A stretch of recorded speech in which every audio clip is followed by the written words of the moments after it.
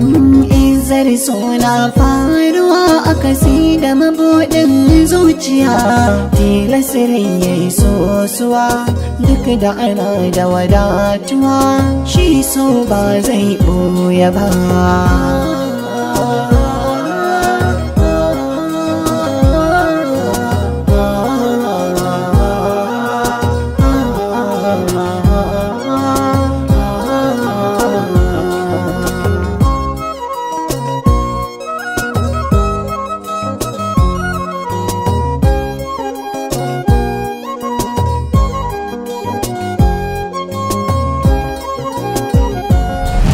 Na rantse dukkanin waɗannan abubuwa sai sun faru.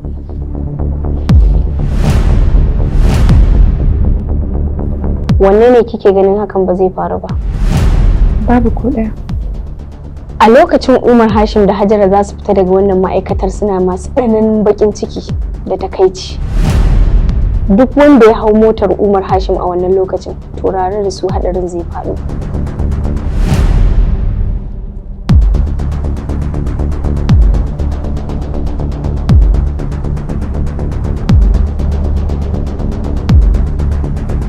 Na rantse da Ubangiji na, duk yadda zan yi sai na yi don waɗannan abubuwan su tabbata. Idan kuma ba haka ba, sai na kori tsohon manaja, ni kuma sai na yi hauka.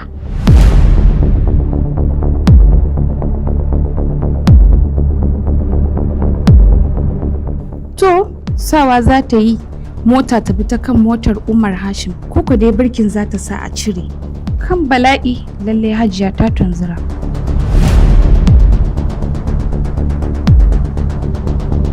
Ranka ya daɗe, wani makarfin halin ne zai iya aikata dukkan wani abubuwan da ka lissafa? Gani? Ranka ya daɗe ni za a kama da Karima. Na kowa, wannan ai sayar da mutunci ne. Firdausi, wannan ba zubar da mutunci ba ne, samun 'yanci ne. Ranka ya daɗe, in dai zan samu kuɗi da ƙarin matsayi, ranka ya daɗe wannan aikin zan iya shi. Na kowa, kowane irin matsayi, hanyar da muka biyo idan muna buƙata za mu samu. Amma ranka ya daɗe, a samu wanda zai wannan aikin ba na kowa ba. Wake Firdausi da yake tsoro ne, a sai da rai a samu suna na kowa zai iya. Na kowa. Banda mutum biyu, banda munafiki, banda ɓarawo. To shikenan. A kafta. To amma ranka ya daɗe, wane ne zai mari Umar Hashim ɗin? Wane ne zai haɗa haɗarin da zai same su? Wannan ita ce dama ta ƙarshe da za ta sa tsohon manaja ya bar aiki a cikin wannan ma'aikatar. Saboda ina da yaƙinin cewa wannan aikin da ya karɓa ba zai tabbata ba. To wai in tambaye ka, me yasa baka son wannan ƙudiri ya kasance? Muddin idan tsohon manaja ya cika wa Hajiya Nafisa wannan kudirin nata, to ni na san na koma baya. Idan kuma ya shige gabana, ta yaya burin uwar ɗakin mu zai cika? To aiko burin Hajiya Sara zai cika ta wannan mummunar hanyar da Hajiya Nafisa take shiryawa. Wa yadda ni? Muddin aka samu wanda zai iya marin Umar Hashim a cikin wannan masana'anta, Hajara za ta san komai. Ba iyaka haka abin ya tsaya ba. Wani jarumi ko jaruma za a samu wanda zai iya wanka masa mari yana cikin taron? Ranka daɗe, shi ma zan iya. Idan kuma mai girma Matawalle ya sani, ina da yaƙinin zai sauke Hajiya Nafisa akan kujerarta. Don haka wajibi ne ka bar wannan abin ya faru. Babu shakka na ɗau haske. Amma fa kin san sharrin da za a kulla wa Karima shine zai sa Umar Hashim ya sanya hannu a wannan tsarin. Aikin zai maka yawa na kowa. Ka je ka ji da wancan. Ranka ya daɗe, zan iya duka guda biyu. Ranka ya daɗe, ina da yaƙinin ana taron zan iya zuwa in zabga masa mari. Kaga ci biyu nake so na yi ko uku. Bayan na wanka masa marin, sai in kyakyace masa da dariya. Ranka ya daɗe, kawo kuɗi na zai daɗa auki kenan. Dukkan wannan wata fitina ce da za ta kawo ƙarshen Hajiya Nafisa. idan ka san abin da Hausawa suke cewa kaza da tone-tone to fa shine wannan. Sai dai ina tsoro a cikin wannan al'amarin kada Umar Hashim ya ƙara samun ɗaukaka. Menene damuwarka? Muddin Hajiya Nafisa za ta bar wannan ofis din to ya samu mana. Idan Hajiya Sara ta kafa ta gwamnatin shi ma rushe shi zai yi.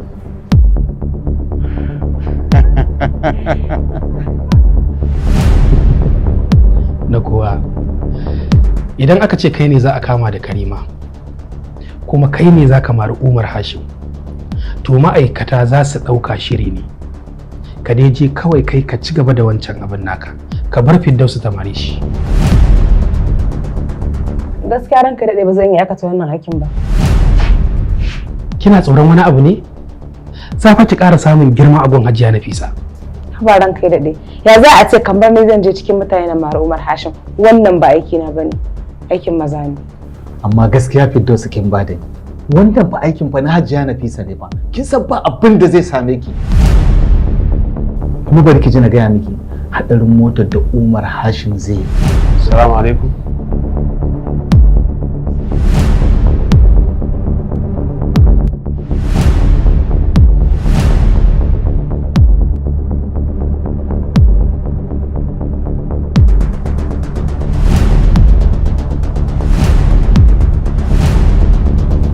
Kudin da Hajiya Nafisa ta ce in kawo maka ne. Naira miliyan 5.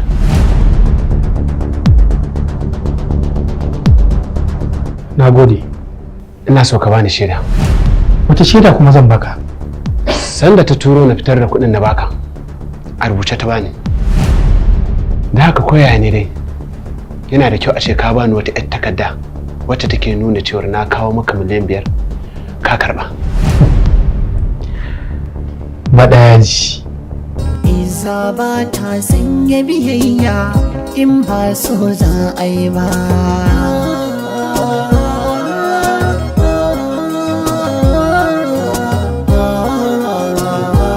Daga taron kai daɗe.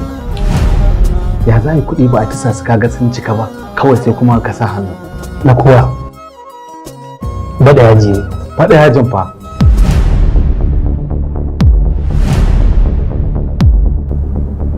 Kar ta san kar ne.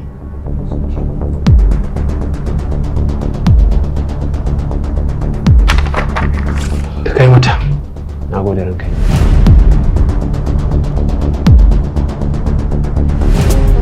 Izzarso na faruwa a kasi da mabuɗin zuciya.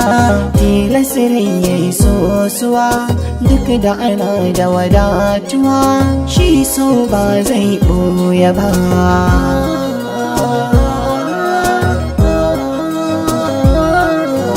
An kai daɗe ina tattama fa faɗa yaji abin da nake faɗe fa.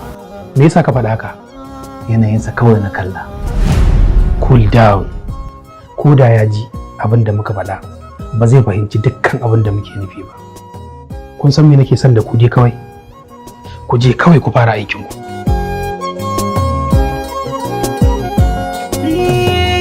Ya dace ya samu wani ba zai koka ba.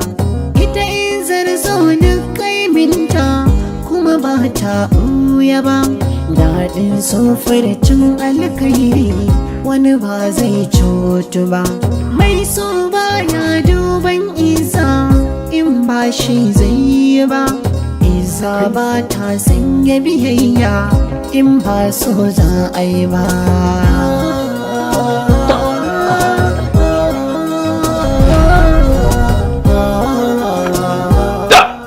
Kai saugar da yawa. Firdausi, ni fa gaskiya tsakani da Allah ni wannan ban yarda da wannan al'amarin ba. Kawo kuɗi naira miliyan 5 amma a ce wai mu je mu kama aiki. Kai na kowa ka cika azarbi kai haƙuri mana. Ka san dole tsohon da zai bada wannan kuɗin. Idan ma bai bayar ba ka san dole akwai hanyar da za mu biyo masa domin mu karɓo wannan kuɗaɗen. Kuɗi ba matsala mu bane ba. Sai da duk da ka cewa mai hali ba zai fasa halinsa ba. Kawai sai abin da muka gani. Kai haƙuri kawai. Izzarso na faruwa a kasi da mabuɗin zuciya. Gaskiya ne, ha? Wannan sabuwar yarinya fa. amma ni kwama ce ko? Na so a ce. Wallahi tallahi. Aiwa.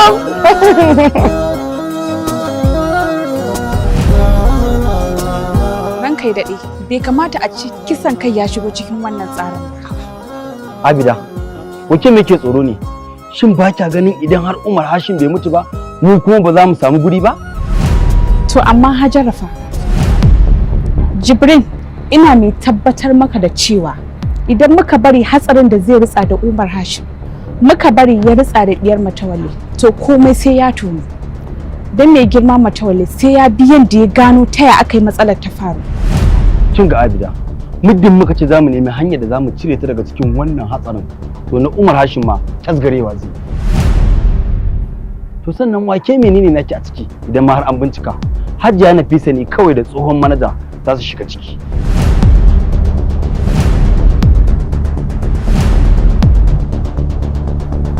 Kin ga Abida, ki abin da na saki kawai.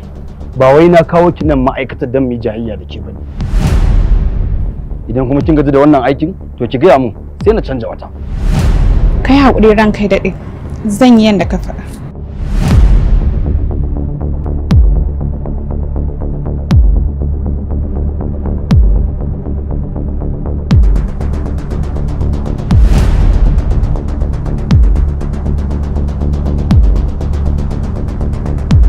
Gaskiya ba zan iya wannan aikin.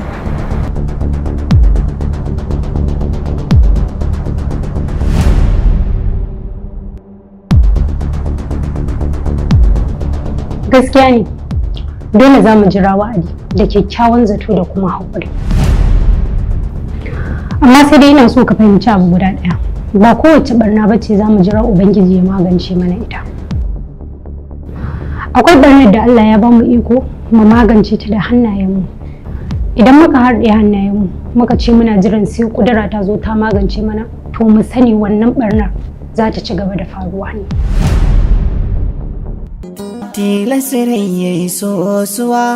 Salamu alaikum, sunana Lawal Ahmad. Muna gabatar muku da sabon shiri mai suna daga masu kallon Izzarso. Izzarso. Izzarso. Izzarso. Izzarso. Izzarso. Daga masu kallon Izzarso. Wata shawara kake da shi ko korafi game da fim ɗin shirin Izzarso? Ina alfahari da wannan fim ɗin na shirin Izzarso. Yanzu haka ga mu a cikin unguwar Hausawa Sabon Titi domin jin ra'ayin masu kallon shirin fim mu mai farin jini Izzarso. Albishirin kuma soyayyen masu kallon Izzarso, muna sanar da cewar duk irin nasarorin da muke samu a cikin shirin mu na Izzarso domin irin addu'o'in ku ne da kuma fatan alkhairi da kuke mana. Sunana Suhaima yan Fulani. Fim ɗin Izzarso yana fahimtar da mu ta ɓangaren addini da al'ada da zamantakewa. Wani irin shawara ko korafi zaka iya bayarwa game da shirin? In shirin mutum yake ya dawo kan turba ta alkhairi domin rayuwarsa ta yi kyau. Wannan shiri zai baku dama ne inda za mu rike muku tambayoyi kai tsaye domin neman shawarorinku ko kuma a'a inda muka kuskure ku ba mu shawara mu gyara. Ga ma unguwar Sheka 'yar kasuwa domin jin ra'ayin masu kallon fim mai farin jini Izzarso. Ya kamata Hausa Films su ci gaba da irin wayannan fina-finan domin in suna irin wannan fina-finan ba ma mu nan Afirka ina duk duniya za a alfahari da mu. Daga masu kallon Izzarso. Mu ci gaba da bibiyar shirin Izzarso. Allah ya taimaka, Allah ya ɗaukaka. Mu Izzarso gaskiya ni yana ƙara sani tsoron Allah. Fatan alherin da kuke mana da kuma addu'o'in da kuke mana ita ce ta kai mu ga wannan nasara. Wannan shiri zai rinka zuwa muku ne duk ranar Laraba da karfe 8 na dare a tashar mu ta Bakuri TV. Nagode. Assalamu alaikum wa rahmatullahi wa barakatuhu. Masu kallon mu barkanmu da haka. Farko ni ne Malam Tasu mai maganin aljannu na Maradi wanda aka sani da dan gado. Wanda ni haka aljannu garanta ne a wajen babana. Ni ba dan shi bane. Kamar yadda mutane suka sani ina gudanar da aiki na haka ne na marayi. Kun san shaitani kala-kala ne. Akwai na ije, akwai na gamu kuma akwai na gado. Akwai kuma aljini wanda ake ce da shi namijin dare mai hana ɗaya mata armi wanda za a gani yawanci bai bar mace ta armi kwata-kwata. Wani kuma zai bar ta yi arma amma bai bari ta haihu. Shi kuma wani za ka gani an yi arman kuma tana haihuwa amma kuma zaman lafiya bai samu tsakaninta da mijinta za ga suna ta yawan samun saɓani. Haka ne lamarin yake. Sannan akwai aljini wanda yake ɓata mutum dukkan lamarin shi. Za a gani mutum bai samun ci gaba. Wani ɗan kasuwa ne yana kasuwanci sai gani kamar kasuwancin zai tayi amma kuma sai ga ya baya. Wani shi kuma ɗan makaranta ne ya yi karatu ya gama amma kuma aiki sai ya ki samu. Mutakar yana da wannan iska. To da izinin Allah ni duk inda kake a faɗin duniya in dai ka samu lamba ta kai sai ne zan raba ka da shi da izinin Allah haka ne lamarin yake. Sannan kuma ni yanda aiki na yake kun san aljani akwai cututtukan da yake zuwa mutum a jiki wani kuma wasu ajiya ne ake masu cikin jiki. To yanda lamarin yake kamar in kama shi ni sai na sa duka kayan da ya sa cikin jikin mutum ya tattare shi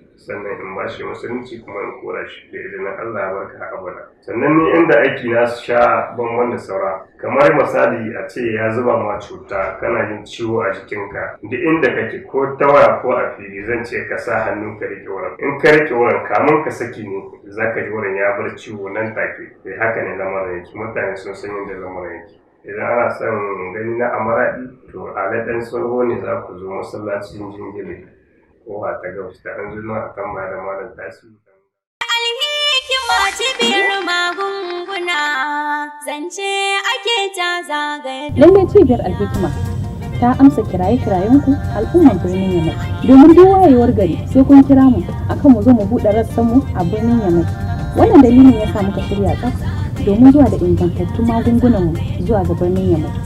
A cikin birnin Yamai, cibiyar mu ta Alhikima ta yi alkawarin yakar cututtukan da suke damun al'umma da izinin Allah.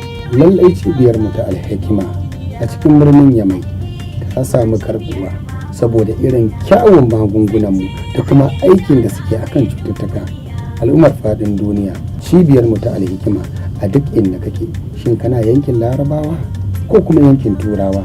To nemi mu ta wayannan lambobin waya kai sai faɗa mana cututtukanka mu kuma mun yi alkawari da izinin Allah za mu aika maka maganin da ya dace da ciwonka da larurarka kuma ya same ka har inda kake da izinin Ubangiji. Cibiyar mu ta Alhikima bata fara ayyukanta da wasa ko kuma da gazawa ba. Mun fara ayyukanmu ne da ƙarfi da kuma ƙarfin ikon Allah insha Allah rabbi. Al'ummar birnin Yamai, cibiyar Alhikima ta fi. Alhikima cibiyar ta ɗaukaka. Alhikima medicine. Birni da ƙauye ko ina mun saka. Alhikima medicine. Sun tallafa mana domin warraka. Alhikima medicine. Sai godiya ƴan maza mata muke. Alhikima maganin ku da kyau yake. Alhikima cibiyar magunguna. Zance ake ta zagaye duniya.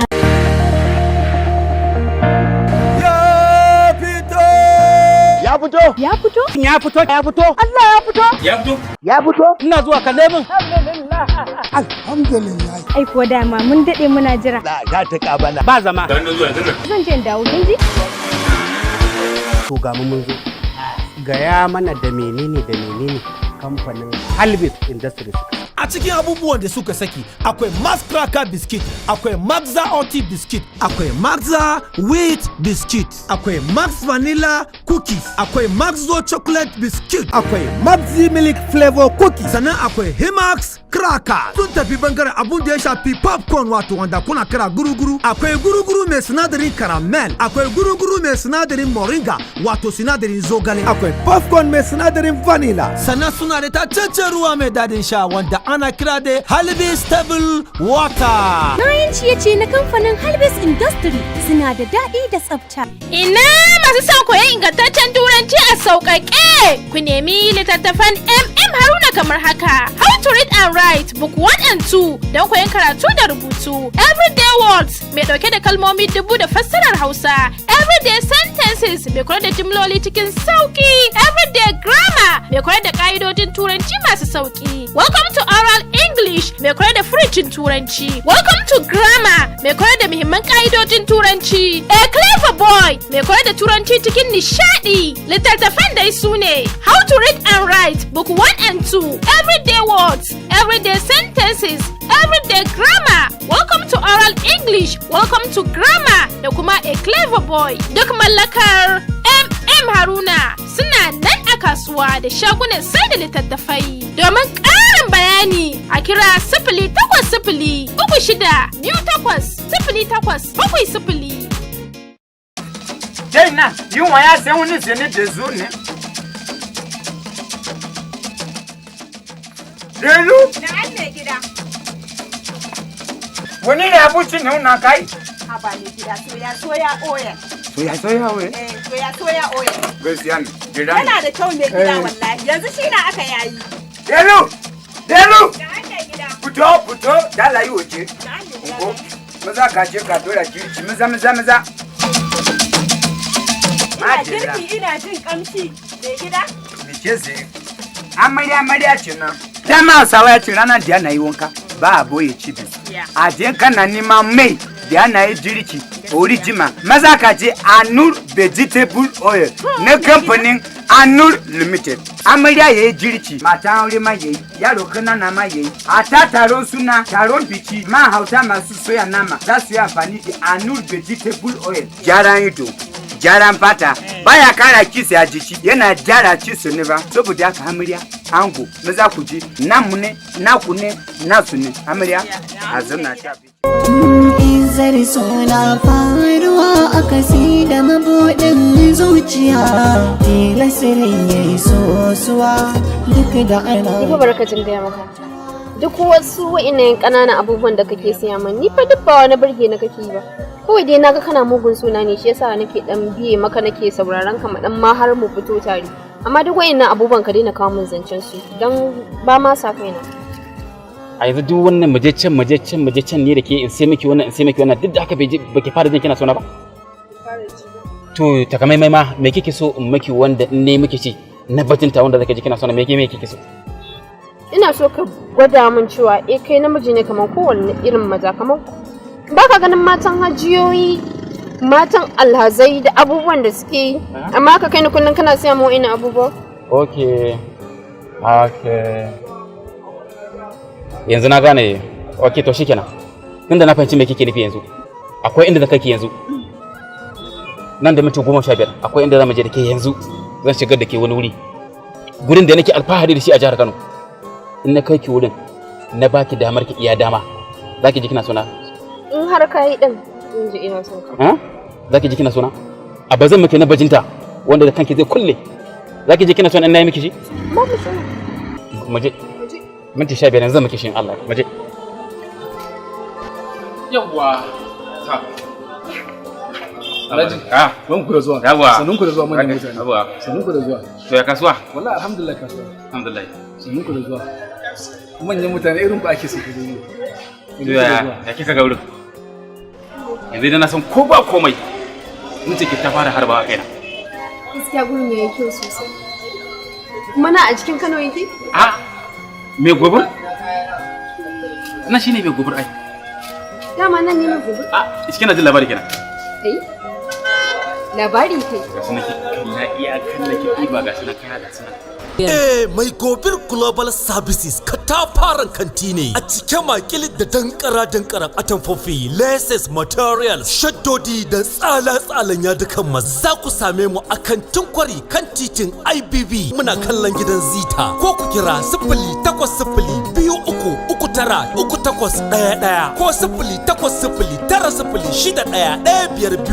ko 0809-61-1526 ko 0809-306-0316 ko 0802544999. A nan za ka biya.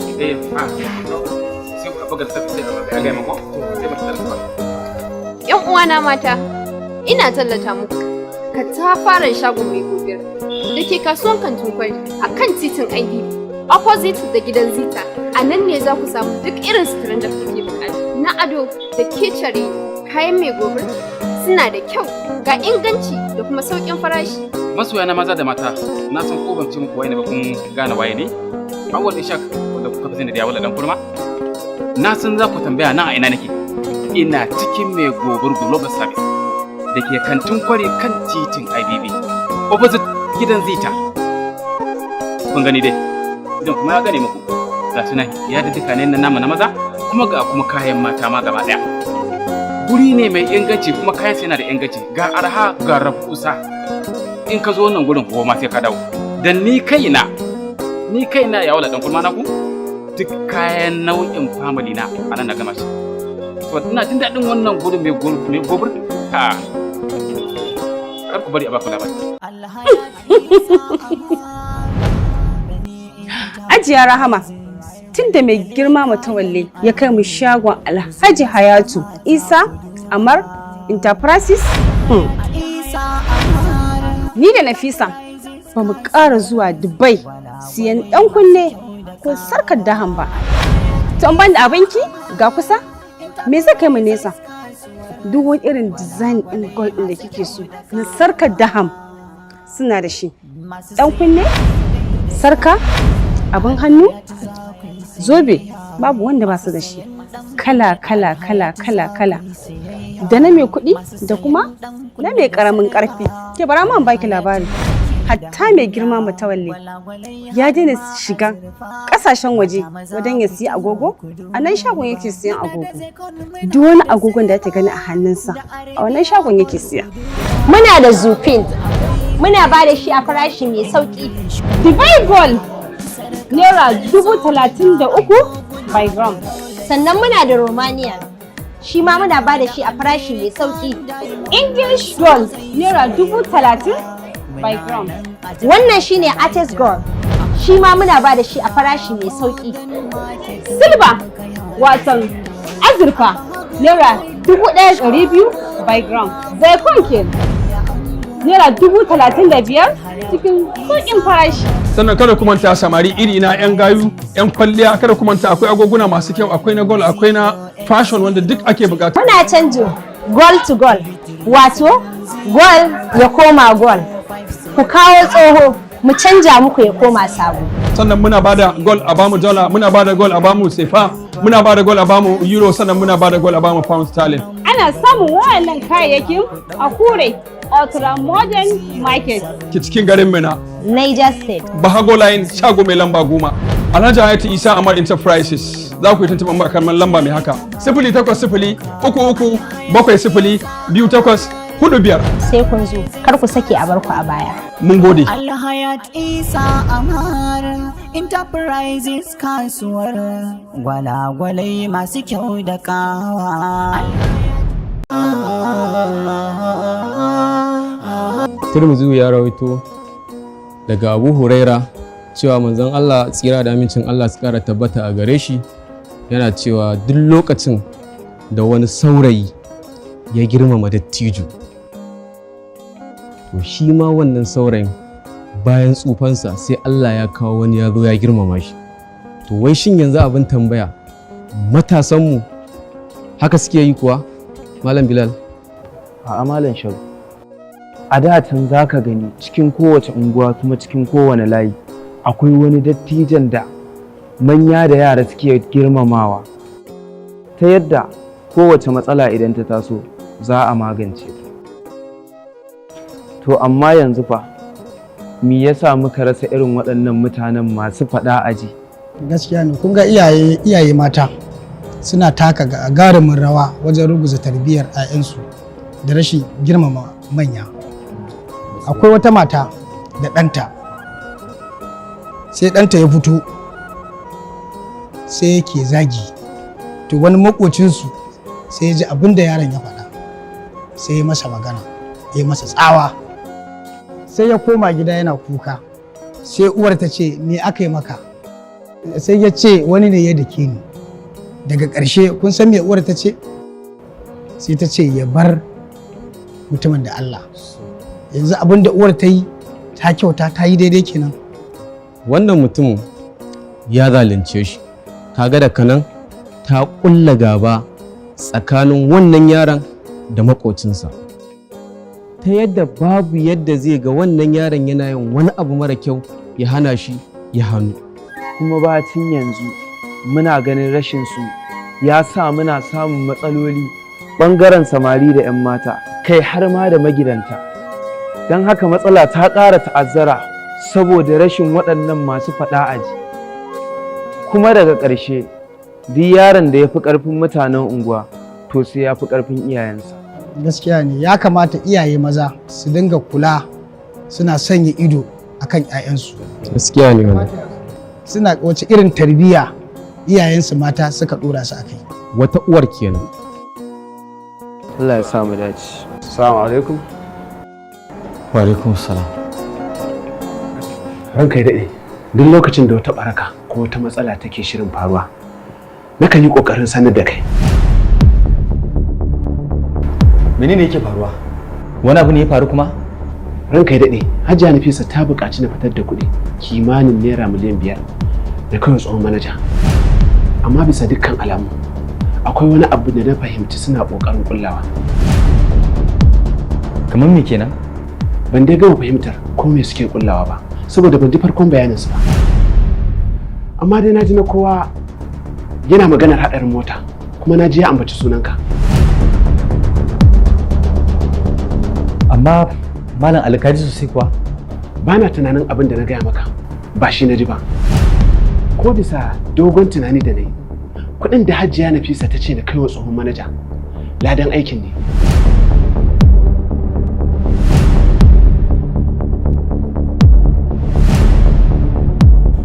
Shin kana tunanin cewa Hajiya Nafisa za ta haɗa min wani makircin da zai kai ni ga haɗarin mota kenan?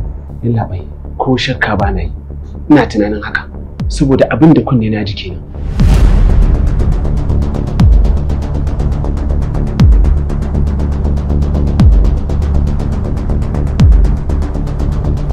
Amma mun samu matsaloli da yawa a baya da Hajiya Nafisa. Amma me yasa ba ta taɓa yunƙurin yi min haka ba? Kafin Hajara ta shiga ofis ɗin Hajiya Nafisa, da waye suke tare da ita. Wannan ai abu ne mai sauƙi.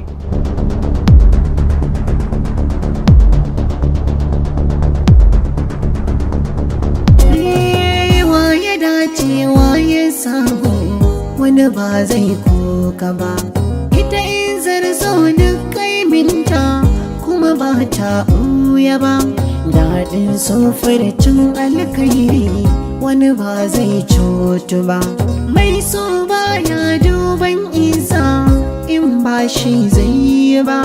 Isa ba ta san. Ga Ladidi, ma'aikaciyar mace ta nan ciki. Ne mata bayanin komai a kai. Ladidi ga fi'e. Ake sanin ka yawa. Ashe ta karata ce. Ta yi miki bayanin duka tsararrakinmu da dokokinmu. Eh, ta yi min bayani kuma na gamsu. To a kula.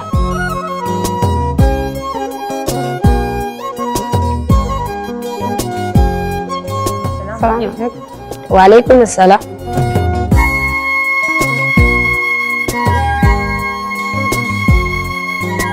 Ranki ya daɗe sanninki da zuwa. Yau wata muya aiki. Lafiya ƙalau. Amma kamar na so in gane.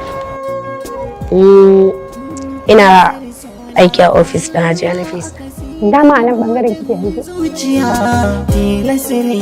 Ku kawo mata kujera ta zauna. Duk da ana da wadatuwa shi so ba zai ɓoye ba.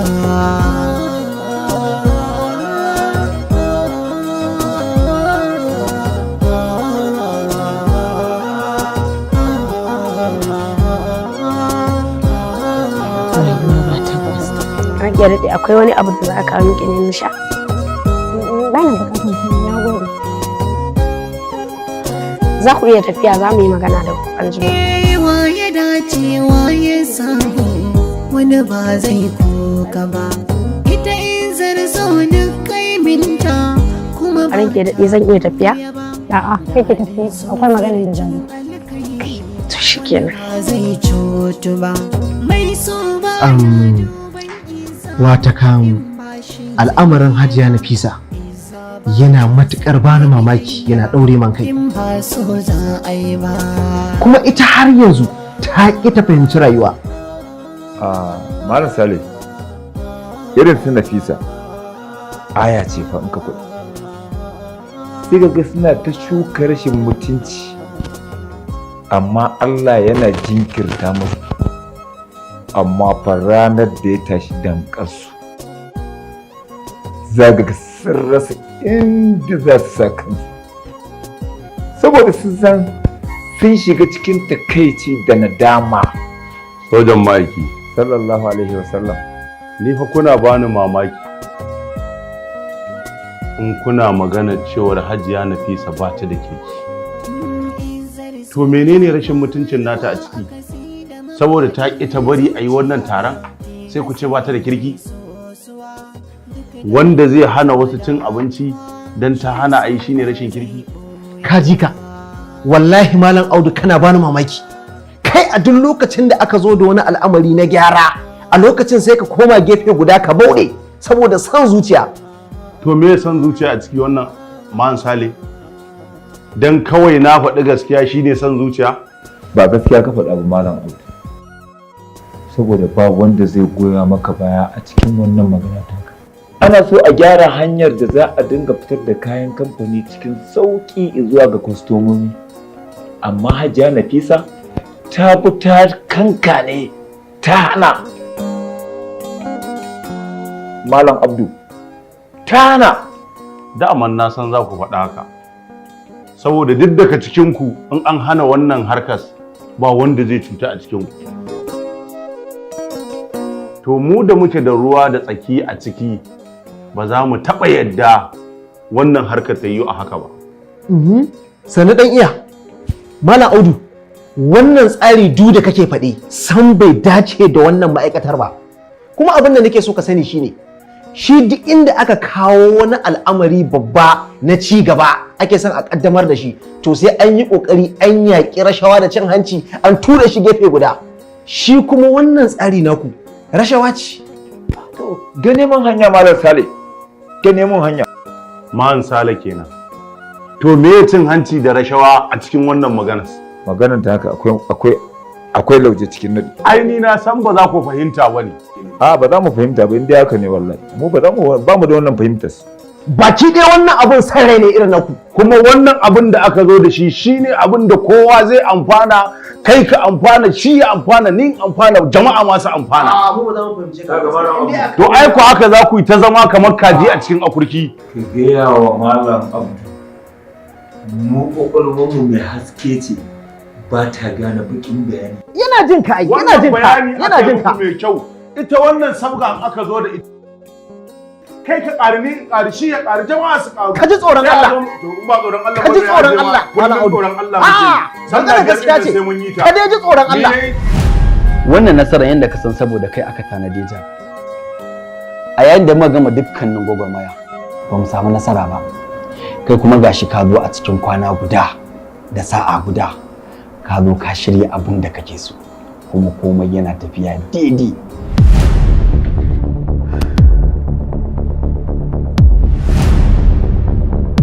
Jibrin, na jima ina aiki a cikin wannan ma'aikatar, amma a gabanka saboda mu ba mu da kusanci da mai ma'aikatar aka sauke mu daga kan mukaminmu aka ɗauko shafafu da mai aka ɗora.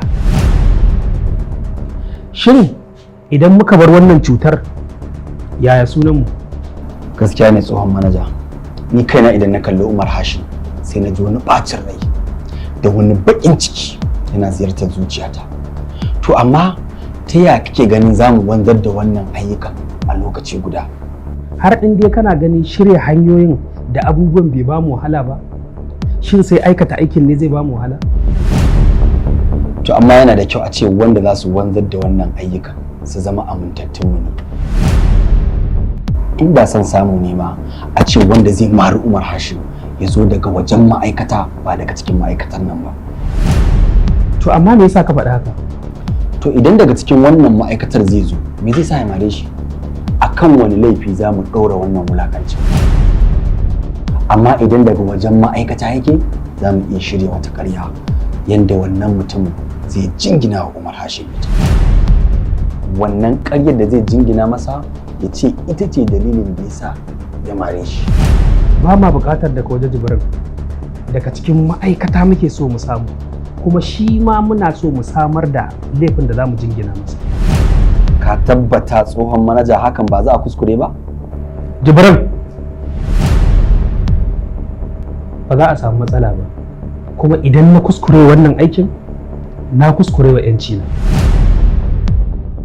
Saboda na kafa sharaɗin cewa idan har ban cika mata wannan aikin ba, to ta kore ni.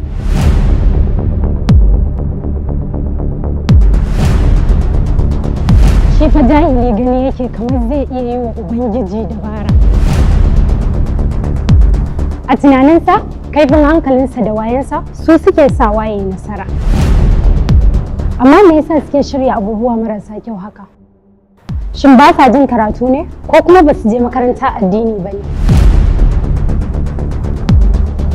Kai ko da mutum bai je makaranta ba, dole ne ya sani duk abin da ya aikata mai kyau ko mara kyau to karshen shi kansa yake komawa.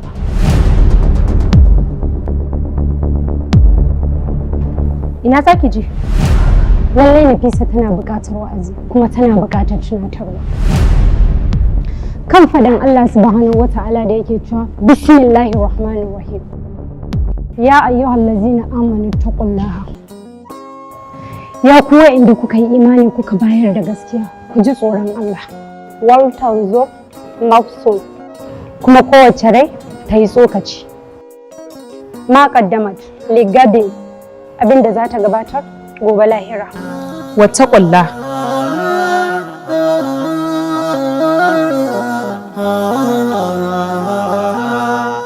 Ku ji tsoron Allah. Inna Allaha kabirun bima ta'malun. Hakika Ubangiji masanin abin da kuke aikatawa ne. Wala takunu khallazina nasullaha. Kada ku zamo kamar waɗanda suka manci Allah. Fa ansahum anfusahum.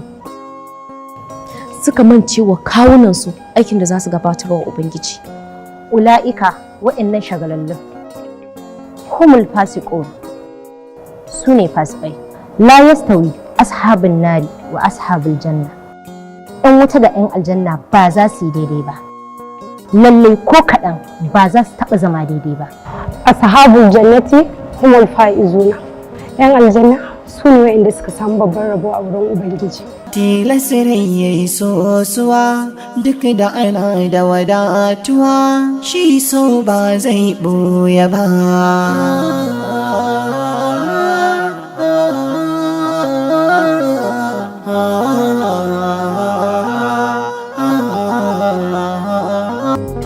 Izzarso na faruwa a kasi da mabuɗin zuciya. Tilasirin ya yi sosuwa duk da ana da wadatuwa shi so ba zai ɓoye ba.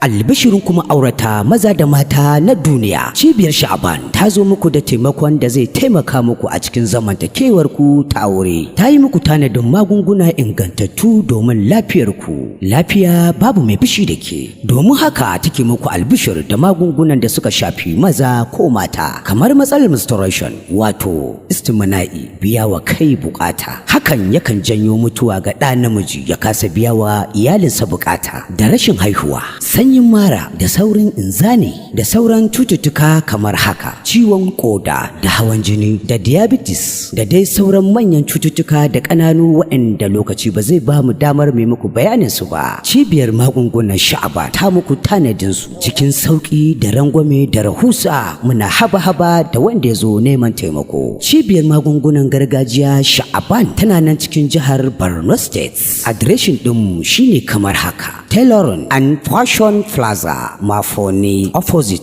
Kanin Hospital, saman Bene, shago mai namba 8. Muna muku marhaban da zuwa. Domin neman ƙarin bayani, za ku iya tuntuɓa mu akan namba kamar haka ko kuma namban WhatsApp ɗin, sai mun ji daga gare ku. Shagon da shehu ɗan ƙwarar Izzarso ga buɗe wanda nake ta ku labari babu abin da babu a ciki.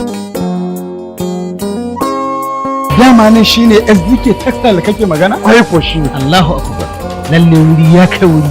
Wuri ya amsa wuri. Sunana Umar M. Sharif. Sunana Abubakar Bashir Mushadda. Sunana Shamsu Dan Iya. Muna gabatar muku da sabon shagon mu na Shehu Dan Kwarai Investment wato SDK Tech.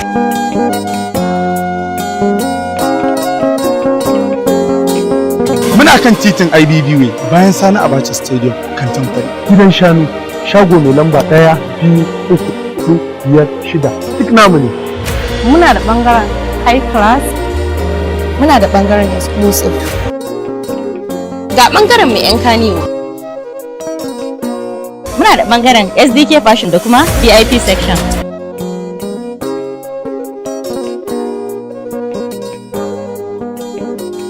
duk abin da kuke bukata akwai a shago dan kwarai investment SBK.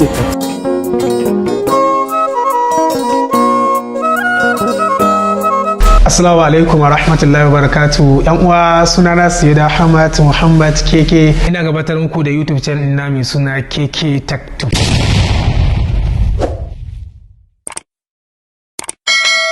Wadda ta yi fice wajen koyar da kimiyya da yaren Hausa, waya da kwamfuta da dukkan abubuwan da suka shafi social media. Darasukan da na dora na koya yadda za ka buɗe website naka na kanka da yadda idan an sace ma waya za a gane location ɗin wayar da wanda mai ɗauka ma wayar za ga hotonsa. Sannan na koya a ciki na koya abin al'ajabi yana ka chatting ta bluetooth ba tare da kana data ba. Sannan da abin da yake faruwa tsakanin Instagram da Facebook na yawan hakin da ake duk ku shiga za ku magance wannan matsalolin. Da farko wannan YouTube channel ɗin mutane da yawa sun santa, to amma abin da yasa na ƙara fitowa na bidiyo domin ƙara tallata muku, muna so mu ƙara faɗaɗa tunaninmu da kuma yadda za mu koyar da dukkanin ɗaukacin al'ummar musamman Hausawa na faɗin duniya abubuwan da muke koya. Mutane da yawa sun san muna koya abin da ya danganci waya da kwamfuta, kuma yanda za ka na yin dukkan waɗansu abubuwa da suka danganci kwamfuta. Saboda haka abubuwa ake koya da yaren Hausa, shi yasa muke ƙara gayyata dukkanin al'ummar musulmin faɗin duniyar nan musamman su garza YouTube channel, su sace YouTube channel mai suna Keke Taktu, bayan sun garza su taɓa mana alama subscribe. Ku ci gaba da share din wannan YouTube channel din. Saboda haka na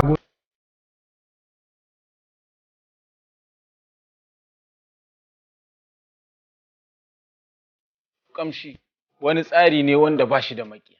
Kowa yana da buƙatar kamshi. Kowa na son kamshi. Kowa na son harka da mutane masu harka da kamshi. Wannan ya sa ba mu da zaɓi sai mun yi mu'amala da alfen. Wani shagon kamshin da kowa ya aminta da shi. Turarukan fesawa, body spray. Turarukan sakawa a cikin lefe. Turarukan amare, alfen su ne ƙarshen magana. Ku tabbatar kun bambanta gidajenku da kuma ɗakunanku da ƙamshin turaren wutan da ya fice da na saura. Ɗauki baya taɓa ƙarewa namijin da ya yi dacen samun macen da take amfani da turarukan alfen. Arabian perfumes da kuma kowane irin turare da kowane irin mutane suke amfani da shi akwai shi Alfen Stores. Da kuma turaruka na gift, ga kuma kayan Lipton. Kowane iri. Idan kuka zo Alfen Store, an gama. Alfen, inda kamshi ke da kamshi. Alfen, gidan kamshi da kamshi. Alfen Stores, inda kamshi ke tadda kamshi. Alfen Store, inda kamshi yake tadda kamshi.